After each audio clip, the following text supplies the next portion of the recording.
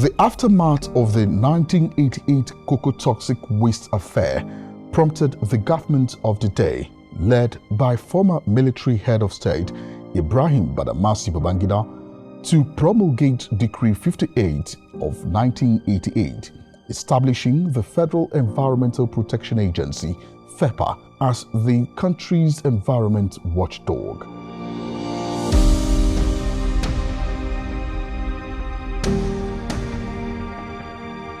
Subsequently, the functions of FEPA were streamlined into the structures of the Federal Ministry of Environment, which is the policy-making body for environmental matters in Nigeria.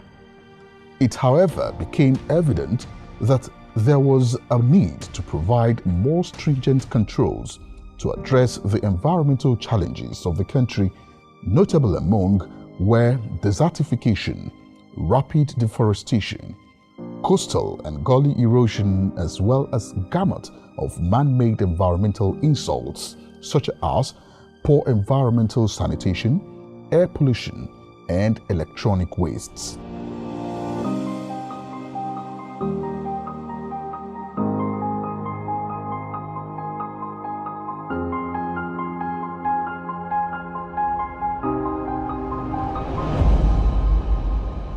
In 2007, the administration of the then late Nigerian President Umaru Musa Yar'Adua and the National Assembly of Nigeria enacted the law establishing the Agency for the Protection and Development of the Environment, Biodiversity Conservation and Sustainable Development of Nigeria's Natural Resources in general and Environmental Technology, including coordination and liaison with relevant stakeholders within and outside Nigeria on matters of enforcement of environmental standards, regulations, rules, laws, policies and guidelines, which transformed from the Federal Environmental Protection Agency to what is today called National Environmental Standards Regulations Enforcement Agency, NESREA.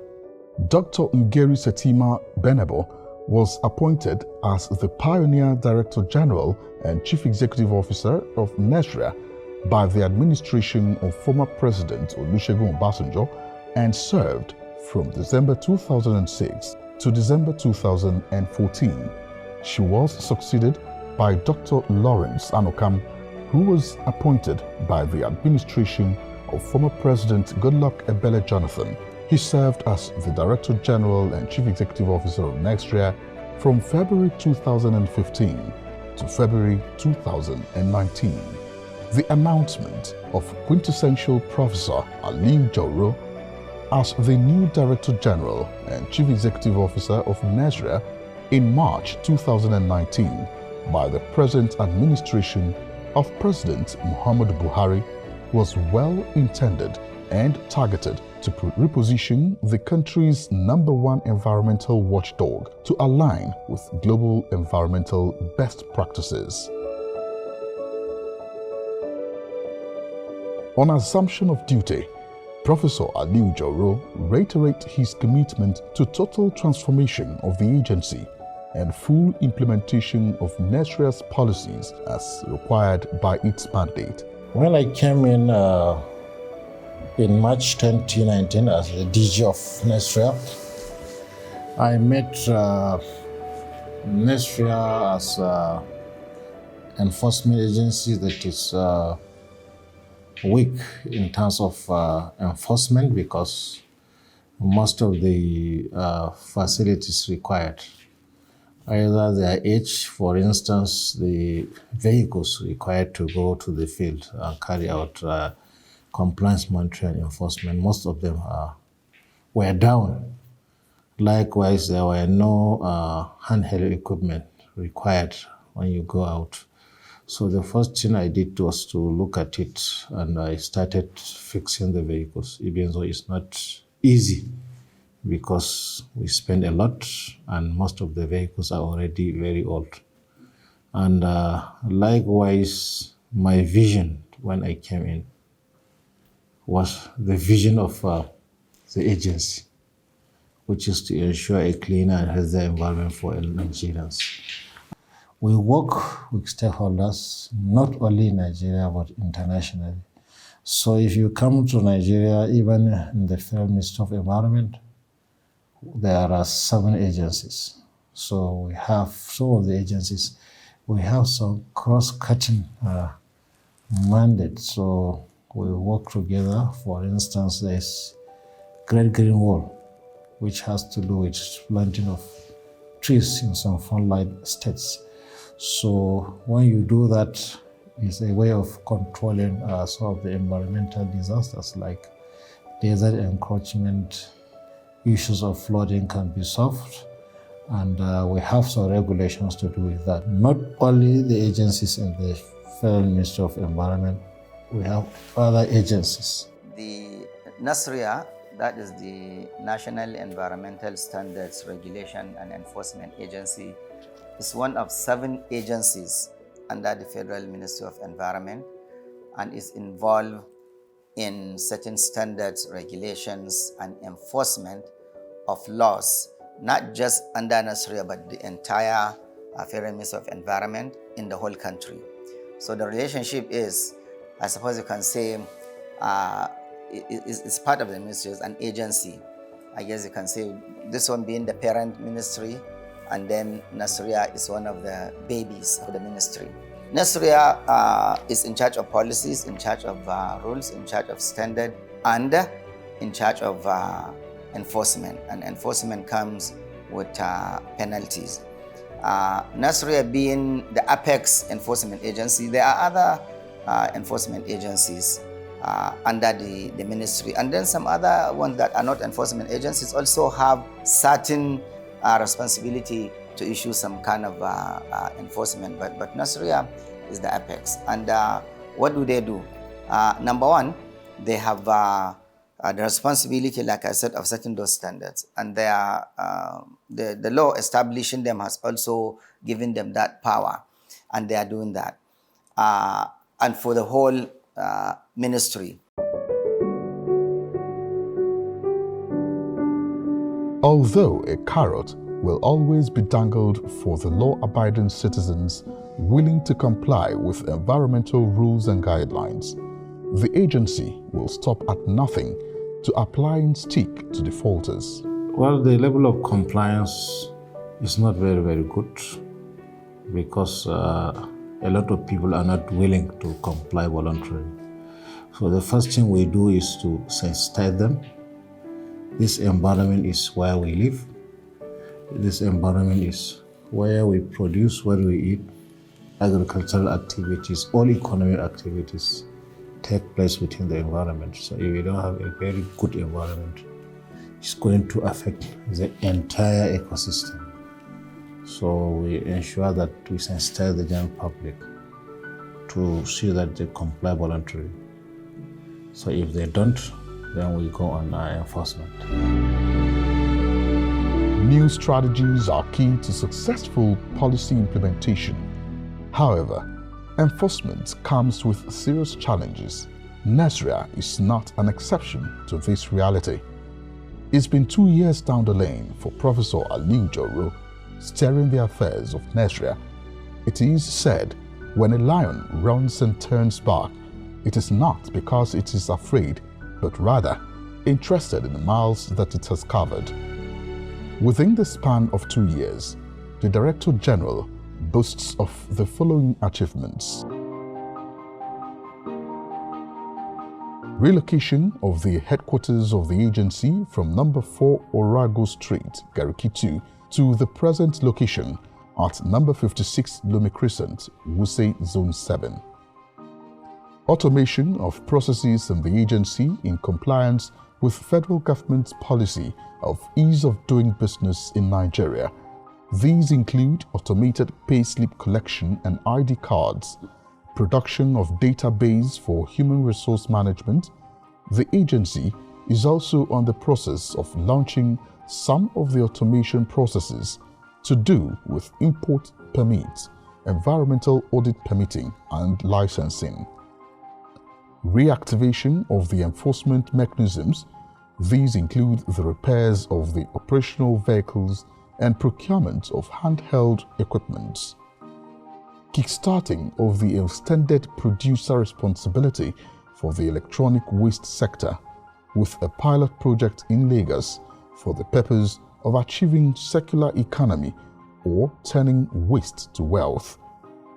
Acquisition of more state offices in Bayelsa, Edo, Delta, and Bauchi for NESREA to be in all the nooks and crannies of Nigeria. Since the inception of the new DG about 2 years ago, we had tried so much to see that what they do are easier for them. What am I saying? For them to be able to perform optimally, there are certain things that are supposed to be given. One, we're talking of, befitting of faith accommodations, well equipped, talking of training the staff, we're talking of providing the tools and providing logistics as well. Annually, we look at current issues that is bordering the nation. So we pick those laws bordering on some of these environmental issues. So we invite stakeholders all over, right from the state government, even local government, NGOs. So we always come together, brainstorm, and find a way out of some of these issues. Like last year, in December 2020, we held the stakeholders forum, which we discussed issue of flooding, because flooding seems to be one of the major problems that is bedeviling the nation.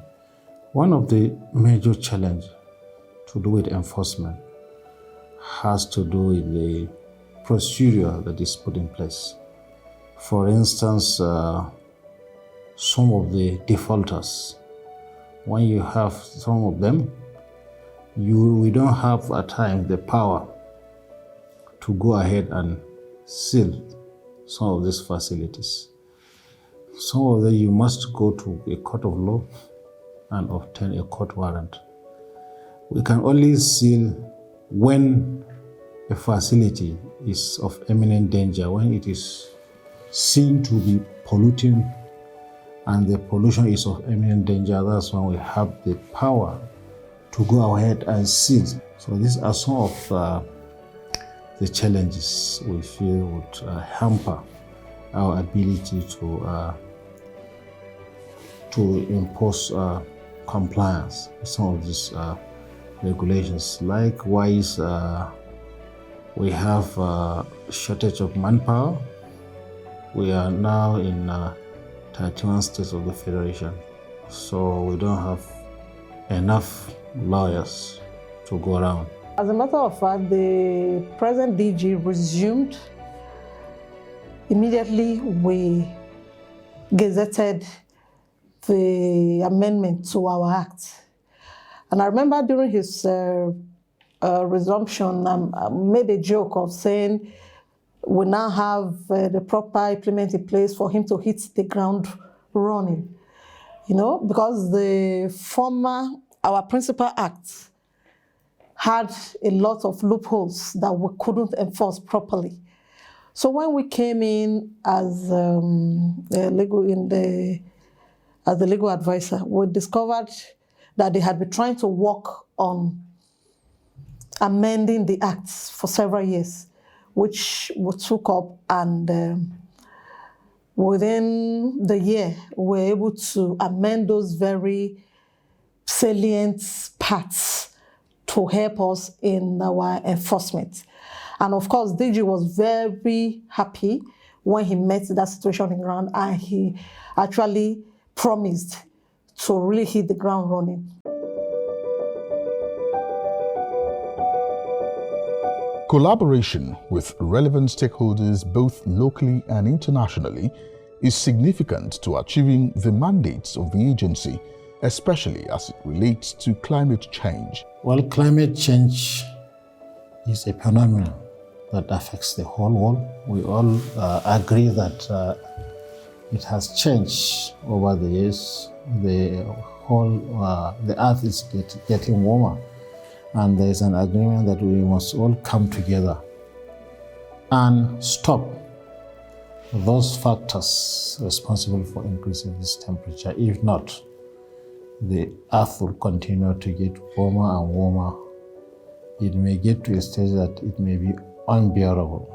So one of the major factors responsible for this global warming is the carbon emission, carbon dioxide, which is a greenhouse gas. We have other greenhouse gases, but CO2 is the major culprit, contributing for about 50%.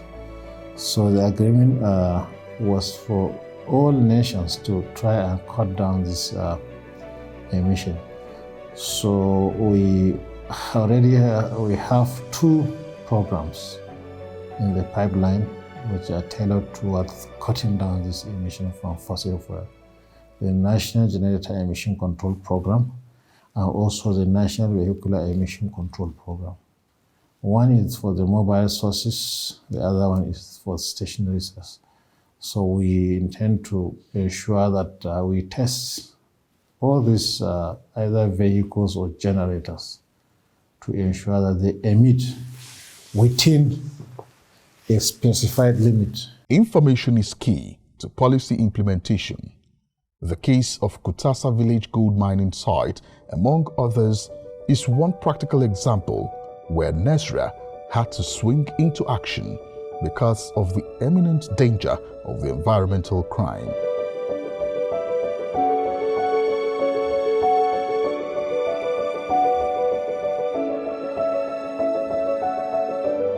So we got an information about mining activity taking place in a remote area because it's deep down into the bush. So there was a petition. So when we went there, we discovered that they were mining gold, and the mining was taking place just at the bank of a river, which serves as source of drinking water to some of the adjoining communities. So the complaint was the water was being polluted. So when we went, we actually saw, even though they were not mining us at that time because it was a rainy season, but we saw some of the stuff there. So from there, we collected samples. We came back and we carried out analysis. So we saw a lot of hazardous chemicals like mercury, which they use in refining of the gold. We all in the extraction of the gold. We also detected some heavy metals above the allowed limit.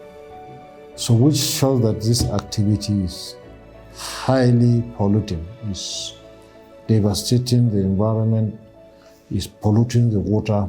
So we just went ahead and sealed that place. And after sealing some of the staff there, we vow even before NESREA staff left that they are going to break the seal. So as soon as they left the place, the seal was broken by the staff of the mining company.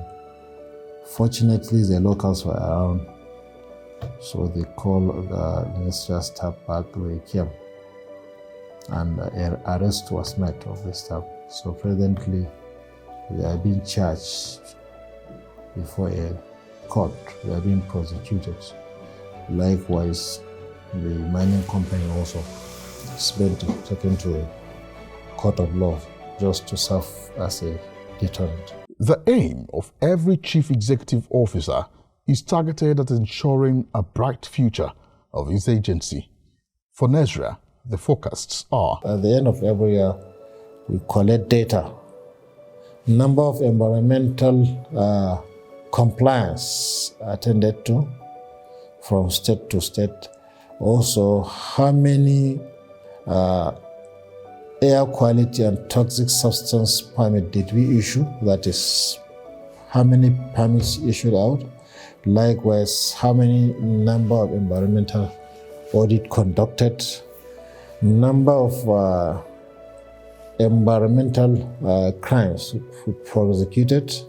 Likewise, number of complaints we attended to. So I'm looking forward to increase in the number of all these indices, because they are the indices we use to rate our achievement. Likewise, the revenue, we also generate revenue for the federal government. So I hope this will go up. In the aspect of planning, we have what we call the 5-year impact plan. And this 5-year impact plan is designed to make NESREA to be known worldwide as a foremost environmental regulatory agency. Okay, it has milestones for 5 years. Due to the issues of last year, all of us know about the pandemic. Not much was able to be achieved. So we are kickstarting the impact plan this year, 2021. Now, when the DG came, he insisted that we must have this impact plan.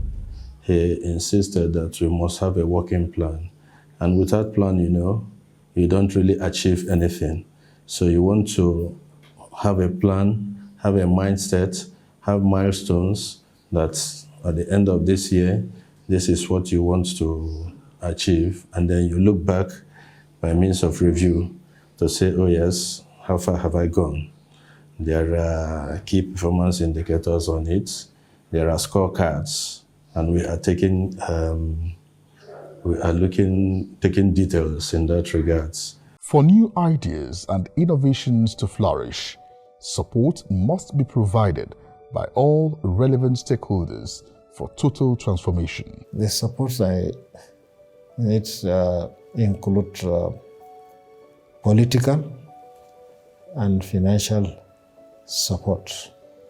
From the political angle, we have some issues at times to do with either agency or some departments of the parent ministry. So there is need for this political support so that we resolve this issue, work harmoniously for the betterment of the environment.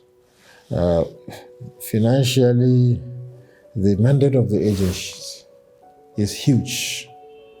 We are expected to be all over the country, and we are expected to attend to all environmental issues with the exception of that pertaining oil and gas. So it's not an easy task. There is need for proper funding. Likewise, there is need for us to get new vehicles for fuel, this 4x4, because most of the vehicles, they have aged. So even if you fix them after 1 or 2 months, they'll break down. So we spend a lot in the maintenance of all these old vehicles. Likewise, there is need for us to get more of this handheld equipment, because that's the basic tools we need to use when we go for any compliance monitoring, to generate scientific data so that you can talk scientifically on the extent of pollution or extent of compliance of any facility. Then we have also the national reference laboratories, one in Kano, one in Port Harcourt. So almost all the equipment there, they are obsolete. So there's need for the equipping of these labs to world standard so that we can analyze any environmental sample. Whenever there's any issue of pollution, when you collect a sample, you send to these labs, they should be able to carry out the analysis.